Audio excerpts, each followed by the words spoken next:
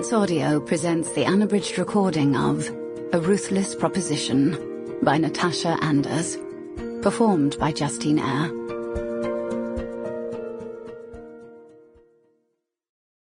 Chapter 1. Freshen up, Miss Knight, and meet me back in the living room in 45 minutes.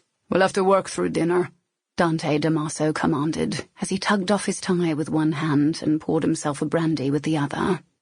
Cleopatra Knight stared at her boss with a simmering resentment that she hid behind a mask of impassivity. She was exhausted. They had landed at Narrator airport that afternoon and had hit the ground running, with one meeting after the next, as they attempted to deal with the bureaucratic red tape that had delayed the start of construction on Dante's new hotel. All she wanted was a hot shower and a good night's sleep, since she knew that she had to face more of the same frenetic pace tomorrow. Sadly, that was not to be. The boss wasn't done working, and that meant no sleep for Cleo until he said so. "Yes, Mr. Damaso," she said demurely, keeping her voice low and emotionless. He didn't acknowledge her response, picking up a newspaper and perusing the headlines with the intense focus he gave whatever activity he happened to be engaged in at any given moment. Recognizing the dismissal, Cleo turned and headed for her room.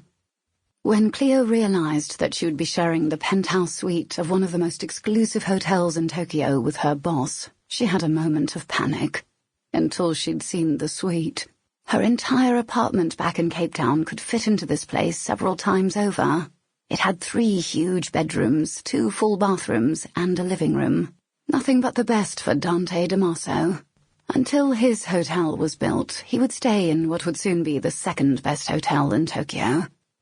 Cleo rolled her head on her shoulders and listened to her neck creak with the movement.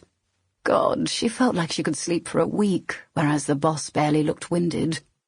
It was a little infuriating how indefatigable he was, especially since it impacted Cleo directly.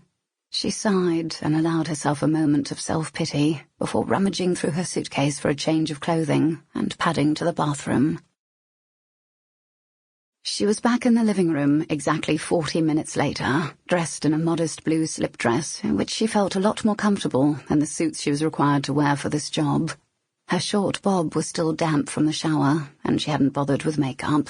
She hoped that the boss wouldn't mind her lack of formality, and was relieved to note that he'd removed his tie, unbuttoned the top 2 buttons of his white shirt, and folded back his shirt sleeves to reveal extreme... Sample complete. Ready to continue?